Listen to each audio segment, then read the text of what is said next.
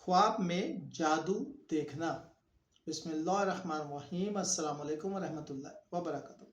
خواب میں جادو، میجک جو ہے دیکھنا، کرنا یا اس سے متاثر ہونا بہت گہرا مفہوم رکھتا ہے۔ یہ خواب عام طور پر کسی پوشیدہ خطرے، حسد، دھوکے یا روحانی آزمائش کی طرف اشارہ کرتا ہے۔ مختلف تعبیریں میں بیان کرتا ہوں۔ اگر خواب میں دیکھیں کہ کوئی کسی پر جادو کر رہا ہے، یہ خواب حسد، نظر بد یا کسی چلاک دشمن کی طرف اشارہ ہو سکتا ہے۔ ممکن ہے کہ آپ کی زندگی میں کوئی آپ کے خلاف چپکے سے سازش کر رہا ہو۔ اگر آپ خواب میں خود کو جادو کرتا ہوا دیکھیں تو یہ روحانی کمزوری یا گناہوں میں الجھنے کی علامت ہے۔ یہ خواب تنبیہ ہے کہ آپ کو اپنے اعمال، نیت اور رویوں پر غور کرنا چاہیے۔